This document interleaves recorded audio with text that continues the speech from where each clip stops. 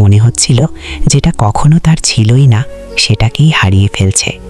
নীলা যাওয়ার আগের দিন আবার সেই জায়গায় এলো।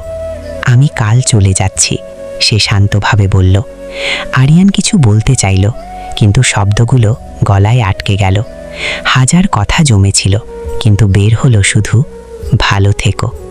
নীলা একটু তাকিয়ে রইল তার দিকে, তারপর বলল, তুমিও। সেদিন বৃষ্টি হয়নি, তবুও আরিয়ানের মনে হচ্ছিল চারপাশ ভিজে গেছে। নীলা চলে গেল, শহর একই রইল, নদী একইভাবে বয়ে চলল, শিউলি ফুল আগের মতোই পড়তে লাগল। শুধু আরিয়ানের বিকেলগুলো বদলে গেল। অনেকেই বলে সময় সব কিছু ভুলিয়ে দেয়, কিন্তু কিছু মানুষ ভুলে যাওয়ার জন্য আসে না, তারা থেকে যায় নিঃশব্দে। আরিয়ান বুঝেছিল একটা কথা, যাকে পাওয়া যায় না তাকে ভুলে যাওয়ার চেষ্টা করতে নেই, বরং তাকে বুকের গহীনে লুকিয়ে রাখতে হয়, স্মৃতির মতো এক টুকরো আলো হয়ে। কারণ সব ভালোবাসার পরিণতি একসাথে থাকা নয়।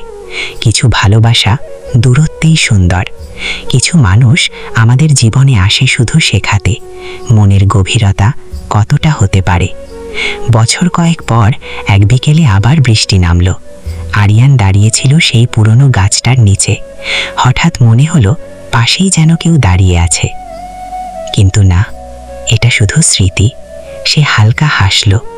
এখন আর তার কষ্ট লাগে না, বরং একটা শান্তি কাজ করে। কারণ সে জানে কিছু মানুষকে আমরা হারাই না, তারা আমাদের ভেতরেই থেকে যায়। আর তাই যাকে পাওয়া যায় না তাকে বুকের গহীনে লুকিয়ে রাখাই হয়তো সবচেয়ে নিঃশব্দ কিন্তু সবচেয়ে সত্য ভালোবাসা।